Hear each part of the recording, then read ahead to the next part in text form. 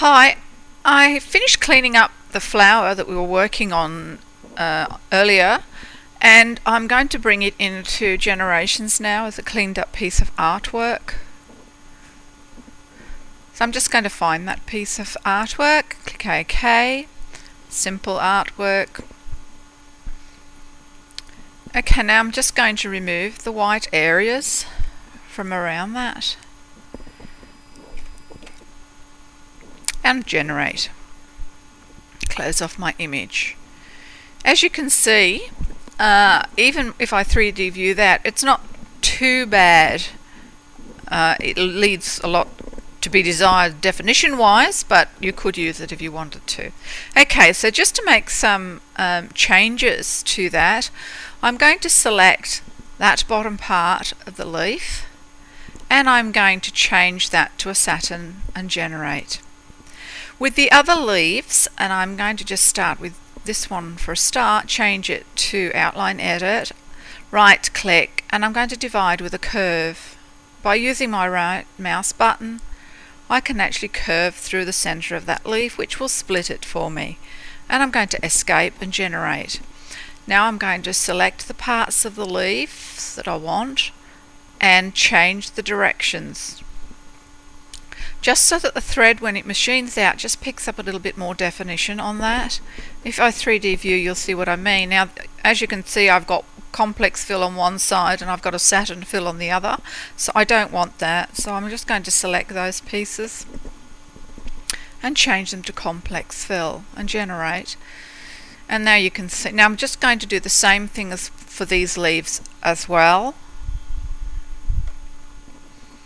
Now you can see that I've actually done that for all the leaves. I've also changed some of the in and out points so that it sort of has a better stitch out. Now what I'm going to do is select all those green parts of the design. And I'm going to right click and move them to the top. And I'll generate. And I'm also going to change them all to the same colour green.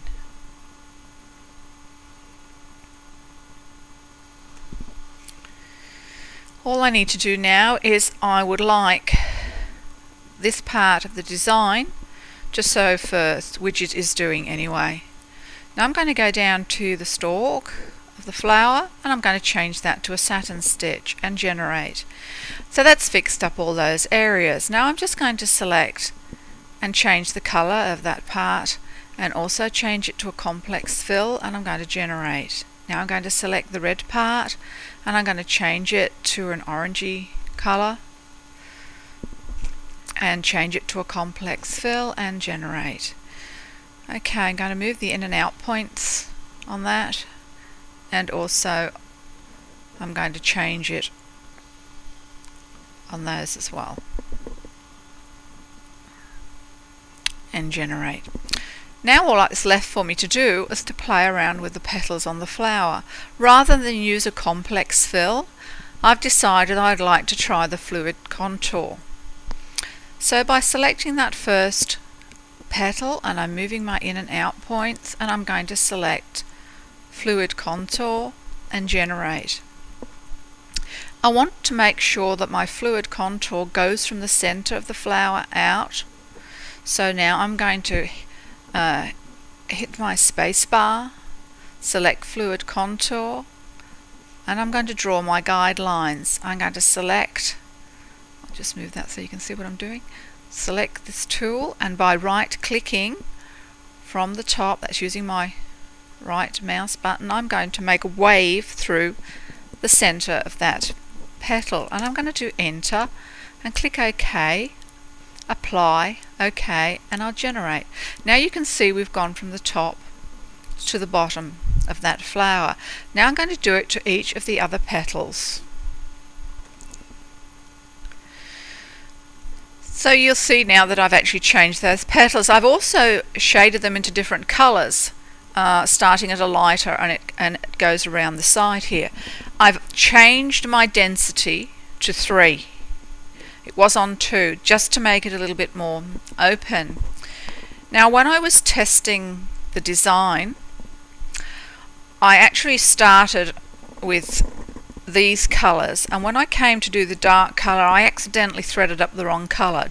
I was having one of my what I call my derm brain moments, and consequently I stuffed up, and I actually used a colour that was the same colour as the fabric. So rather than leave it like that, I actually reversed my machine sew out and went back and re-sewed the colour, but this time I used the darker one over the top, and it gave a really interesting effect. So what I suggest you do is save the design as per it is now with just the single stitch out, and then I actually saved the design again, but this time I selected all the colours and made them into a lighter colour. So I used a light pink colour. Whilst they were all selected, I did a Control C and a Control V, which gave me another lot of design, and I'm just going to merge those together, and I'm going to change those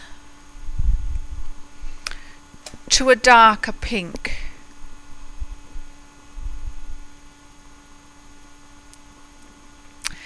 You can't actually see the effect very well here, but when you actually stitch it out, you can.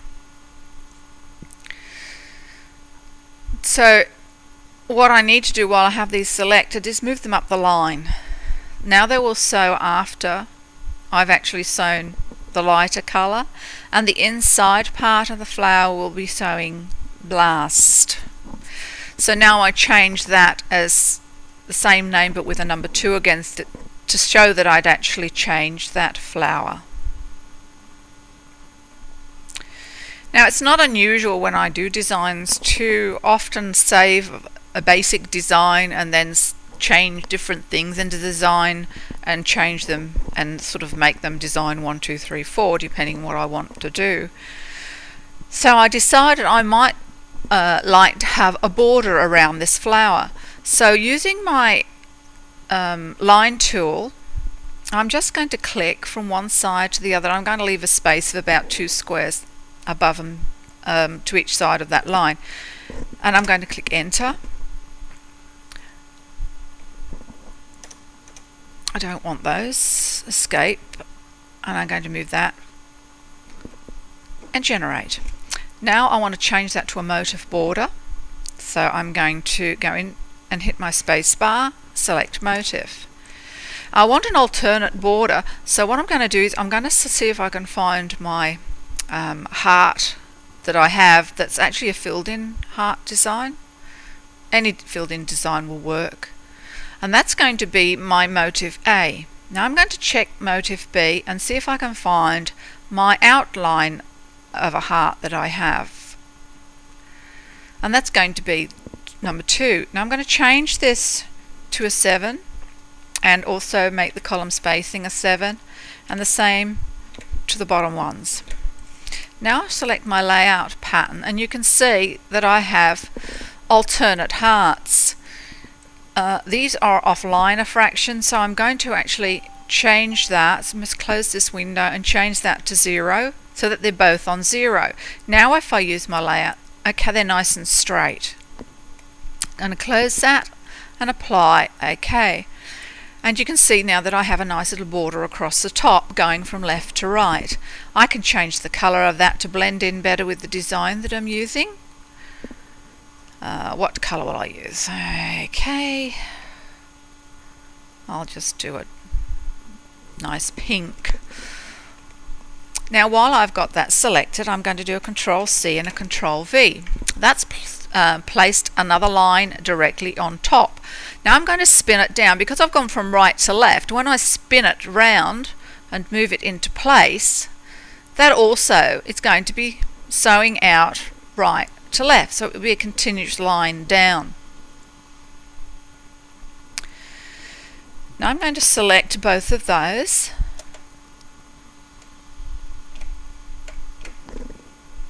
and I'm going to do a Control C and Control V, and I'm going to spin them again, but this time I'm going to spin it twice.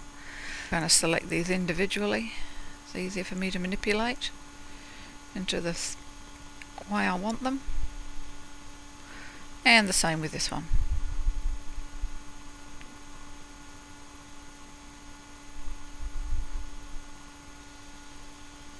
Don't forget you can use your arrow keys to just jog these into position. Okay, so we have the border. You'll also notice that I've centered my flowers a bit better in that border. All I need to do now is actually change the order of those petals. They were sewing sort of random, and I need them to go around in a circle. So I've just moved them in the order, and that's the first lot of the petals, and that's the second lot in the same order. Now I decided to try something just a little bit different by leaving those underneath petals on a 3 density. I select the top petals and I actually change the density to 5 and click OK. If you 3D view, you'll see that it's slotted some of those underneath petal lines in between the top layer. That was just to give it a different look. I've deleted the border. I'm going to select the whole of the design and make sure it's all merged together, and then I'm going to go to my envelope tool up the top, and I'm going to select Style 109 and click OK. Enter, escape, and you can see that I've actually made another flower totally different by just using that envelope facility. So before I change that, I just need to change the colors just to something a bit different, so that when I'm looking at with Iconizer that I have on my program, I can pick my designs out much faster. And again, I would save that in another format for my sewing machine with a different name. So you can experiment with all different of the envelope shapes, all the different densities, etc. Just play around with this design and see what you can actually come up with. I hope you've enjoyed these lessons.